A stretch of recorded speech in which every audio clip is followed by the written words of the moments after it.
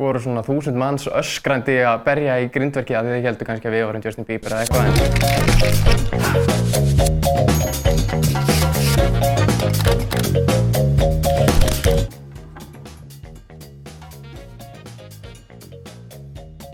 Við byrjuðum með Inklo út af því að okkur fannst vanta eitthvað á íslenskan herramarkað og mér langaði bara að pröfa að búa til mín eigin föt og bjóð til, byrjaði að sauma, fann einhverja saumavél í geymslunni hjá ömmu minni og byrjaði að pröfa að sauma og notaði bara YouTube til að kenna mér basically allt sem ég kann og sem ég get gert í dag, notaði ennþá bara YouTube. Og Róbert kemur til mín og segir þetta sé geðveikt og flott sem ég er að gera og við erum náttúrulega búin að bestu vinir síðan í 8. bekk og ég er föt fyrir hann líka og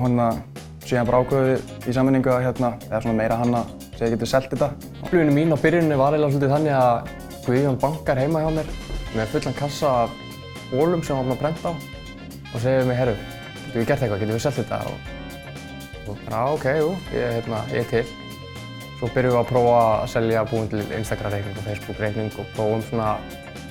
að sjá hvort það sé einhver áhugi fyrir því. Áhuginn í rauninni samt kviknar ekki fyrir að Guðjón byrjar að sauma þegar hann allt í einu komið með einhverjar eldgamla saumavélar sem hann var búinn að grafa í einhverjum bílskúri á ömmu sinni og byrjar að sauma alls konar hlýrabólu og einhverjar svona vörur sem við vorum að sjá á netinu, einhvern okkur langar geti þetta en við hefum ekki fyrir því en þú ert með saumavélina þannig að þú getur búið það til. Já, og síðan allt í einu byrjuðum við að fá rosalega mikla athygli á Instagram og fáum þá Raheem Sterling í Liverpool til þess að kaupa á okkur flík. Hann kaupir ekki gegnum heimasíðuna okkar og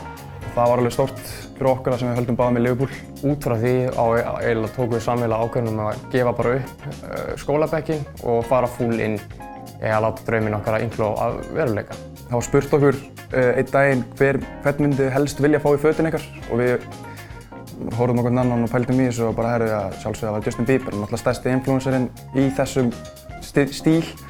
og það leið ekki löngu, ég held að það leiði kannski 1,5 ár og þá var hann með tónleika hérna heima og okkur gafst tæki bara á að setja föt í búningsherbergið hans.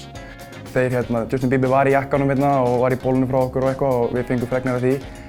Og síðan þegar hann er að fara þá fáum við yfir hann samband og við byrjum að chatta eitthvað og við sendum eitthvað fleiri föt og síðan fer hann til Parísar og hann hringir í okkur og spyr hvort við getum hitt á í París. Það var mjög gaman þegar við vorum sóttir á flugvöllinn í París og keyrt okkur í tónleikahöllina þar og þegar við stigum út úr bílnum hérna baksviðs þá voru svona 1000 manns öskrandi að berja í grindverkið af því þau héldu kannski að við vorum Justin Bieber eða eitthvað en við vissum kannski ekki að við vorum bara tveir litlir strákar úr Hafnarfirði og voru kannski alveg spennandi. En þetta væri allt ekki hægt ef þetta væri ekki áhugamálið okkar líka því að þetta er svona bland við það að þetta sé vinnan okkar þá er þetta það skemmtilegasta sem við gerum allan daginn. Og erum ennþá með það statement og það hugafar í dag að við getum gert allt sjálfur ef við leggjum okkur nógu mikið fram við það. Þannig er þetta, þó að við leggjum rosalega mikla vinnu í þetta, mikinn tíma og eitthvað en þá erum við bestu vinir saman að vinna eitthvað sem við höfum allir áhuga á og það hefur eiginlega komið okkur á þann stað sem við erum í dag.